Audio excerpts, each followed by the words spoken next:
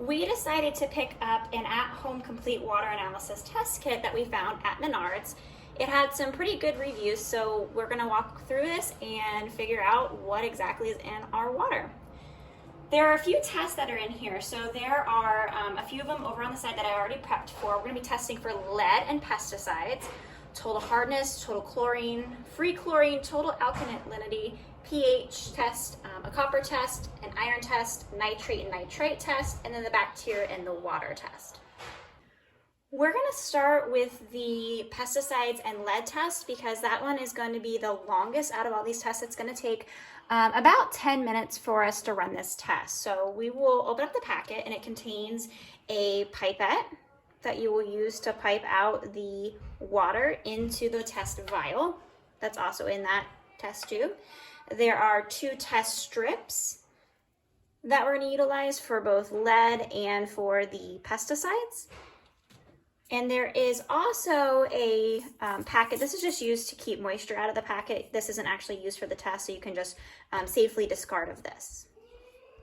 After you get your 8 ounces of cold, not hot water, you're going to take the pipette that was provided and you're going to squeeze all the air out of it, place it down into the water, and you're going to do this twice. You're going to pipe at this water into the vial that was provided.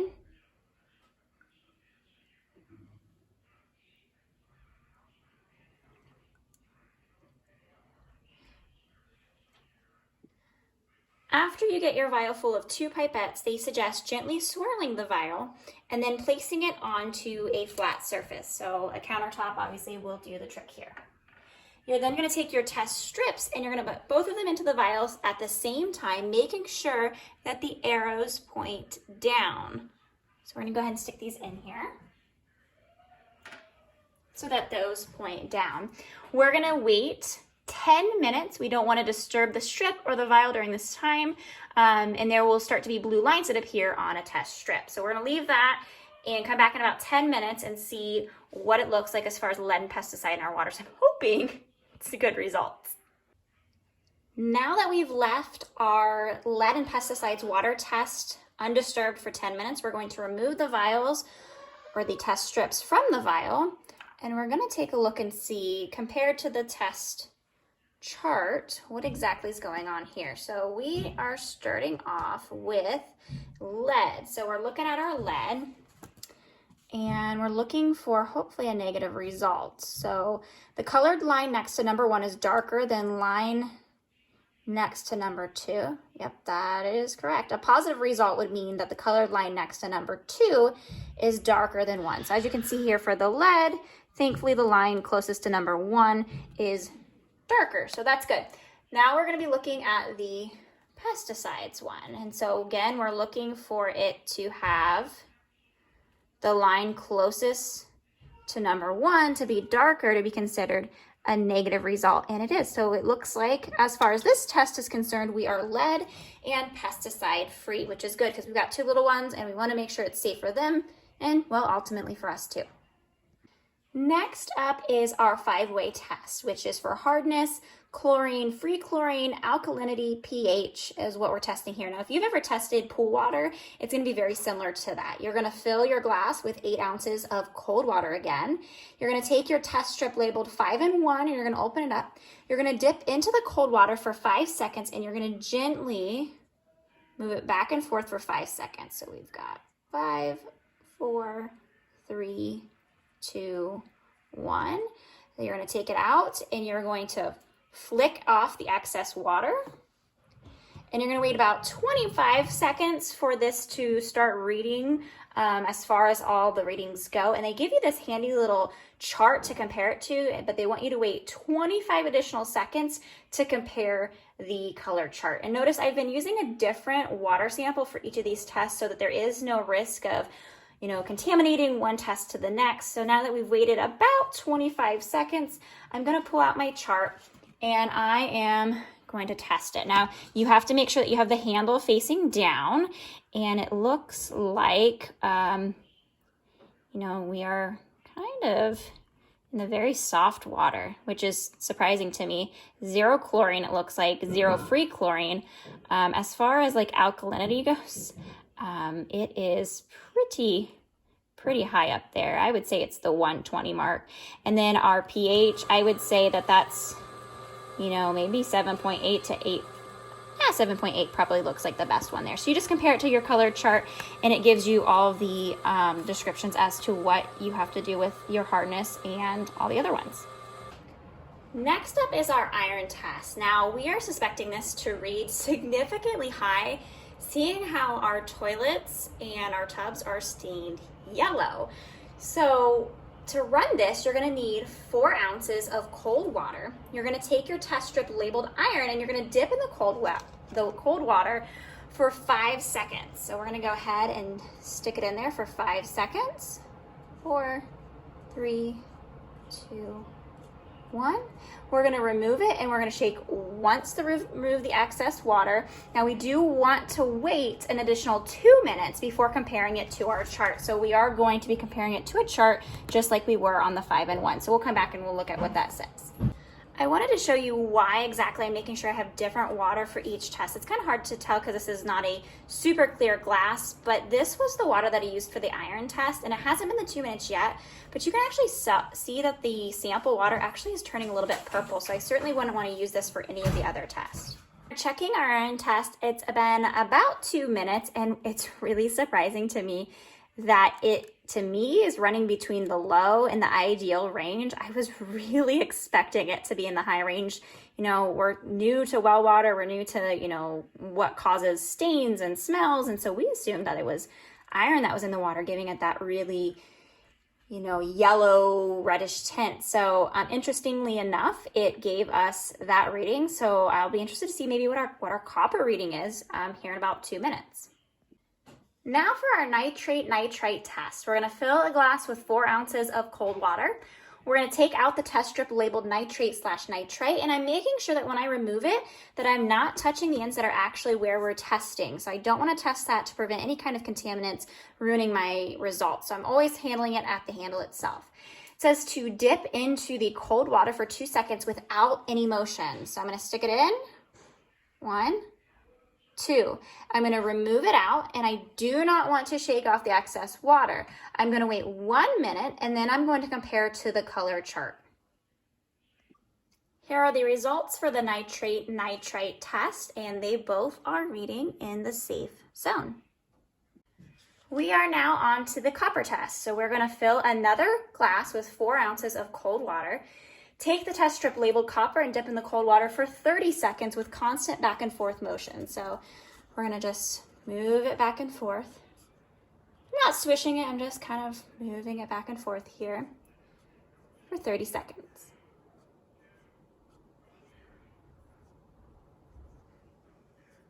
Making sure that I keep this in the water the whole time that I'm doing it. Do you see that water changing? That's pretty cool. Few more seconds here of us swishing it back and forth. Now while I'm doing this, I've got a couple of tests that are running in the background. I've got my pesticides test running, and I also have my iron test running. So once we're done starting this one, because it will take 2 minutes to allow it to set up, and then we can compare it to the color chart, I'm gonna kind of multitask here. So this should be about 30 seconds. So I'm going to take it out. It says to do not shake off excess water. So I'm not going to shake this now. I'm going to leave the excess water on there, wait my 2 minutes, and come back and check it. Here are our copper test results. Again, I'm happy to see that it's in a safe range. I would say it's on that low end of the safe range. So we're good on the copper. So now we still got to figure out why exactly is our water coming out orange and staining all of our appliances. I have a little system going over here. That way I know which test strip is for which test. I'm laying them right on the test strip that it came in, or the packet that it came in. That way you don't mix them up. So that's a little tidbit to help you not mix up your test and save you some headache later.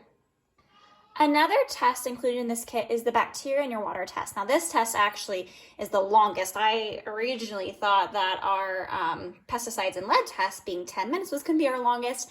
This one actually takes 48 hours. So you're going to unwrap it because it came with a plastic. You're going to open up the cap and you're going to fill this up with a steady, or not really a steady, but a small stream of water from your sink.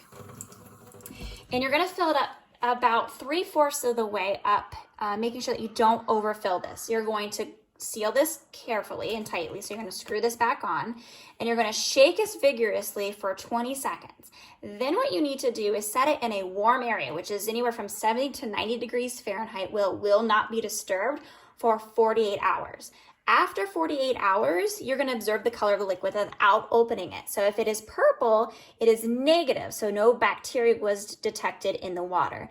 If it were to be yellow, then it was positive, and it's highly likely that there was potentially harmful bacteria. I'm expecting it to be a purple result since we did get it tested for E. coli and total coliform, but we'll see what this test gives to us.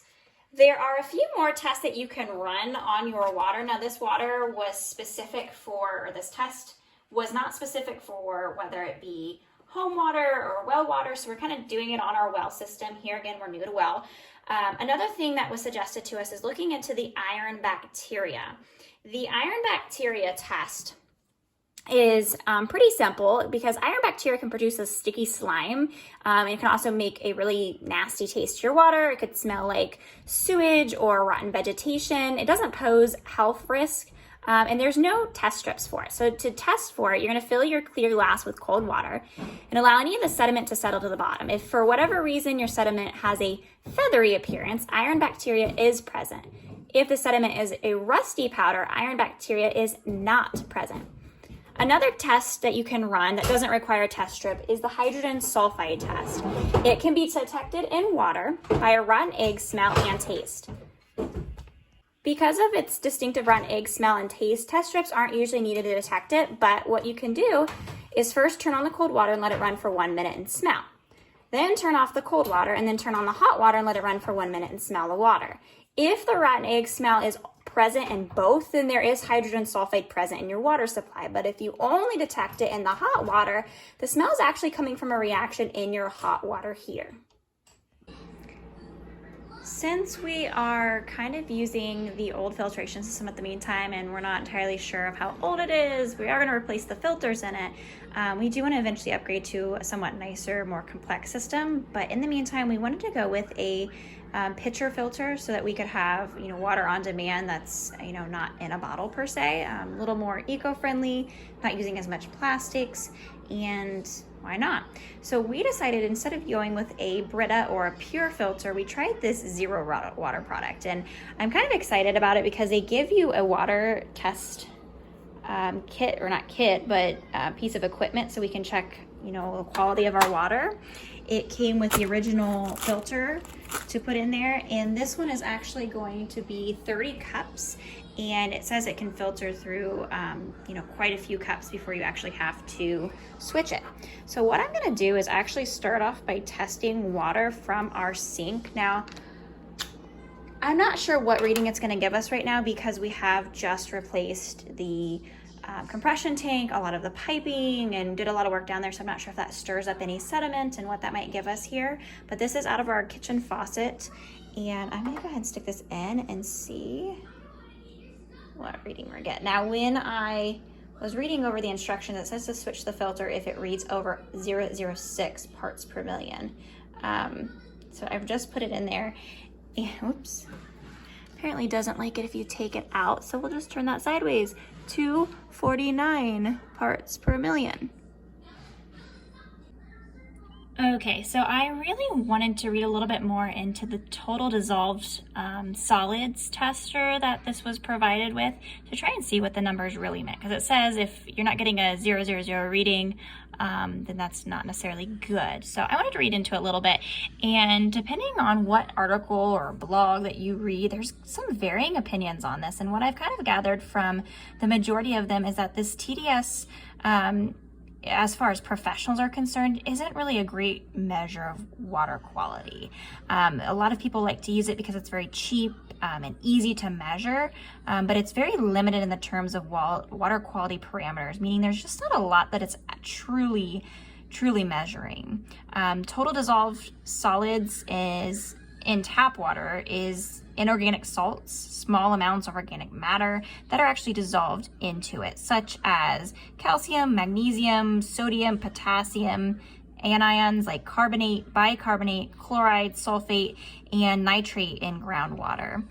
This is referred to when you measure it either milligrams per liter or parts per million, which is what our tester read for us, which was like 249. And I thought that was kind of high. Now, upon further reading, I found that natural mineral water and tap water can have a value of 100 to 200 milligrams per liter. And it could be a little bit higher if there's an area of high concentration of minerals. Water filtering technologies like reverse osmosis, water distilling, and ion exchange actually can take the TDS reading and reduce it to close to zero. Whereas if you're using active carbon filters, from what I've read, and I'm not an expert, but from what I've read, that it doesn't filter out TDS. So, trying to figure out whether higher level of TDS is a good or bad thing, I think it kind of just depends on who you ask. So WHO, which is the World Health Organization, and a lot of other institutions that help with water quality, says anything up to 600 milligrams per liter can be safe. And if it's 2,000 milligrams per liter, it can be safe for temporary consumption, in case there's no other water available. But anyways, a lot of times when you're looking through like the studies from the World Health Organization, you'll find that anywhere from 50 to 300 is excellent, 300 to 600 is good, 600 to 900 is fair, 900 to 1200 is poor, and anything above 1200 is unacceptable. They did state that if you have water with less than 50, the taste might be flat, but that's usually more just like, again, preference. It's not a health concern. If you look at different places around the world, it will change the taste of the water. If there's a higher TDS, the water has what's called a heavier taste to it, a more mouth feel. This is actually a term used by water connoisseurs. I don't know if you actually knew this, but there are people that will try different waters from around the world just for the different taste and effects that you get from it. So I thought that was kind of interesting. In conclusion, it looks like we're doing everything that we can possibly do to make sure our water is safe and tastes good. So right now we are using what was in the house. I believe it was a Culligan system, just a small like whole house filtration system. We need to get new filters for it because they look awful. But those are going to do some work. We're probably going to put something on the faucet in the sink just so we can get filtered water right out of that. And then we also have the one that's going to go in the fridge so we can have larger amounts of purified water. And I'll give a little review of what we think of the water, the way it tastes, straight out of the tap versus utilizing this once we have a chance to try it. Now that it's filtered through what we fit inside the lid, let's try it out and see what we think of the taste. The clarity looks really nice. Oh, let's actually get it in the cup there. The clarity looks really nice. As far as the water coming out of it, there's no debris or residue, so it's definitely doing a good job of filtering that stuff out. So I'm pretty happy with that. Yeah, pretty good. Definitely gives you a filtered water taste to it, no hardness to it. It's nice and clear. I like it.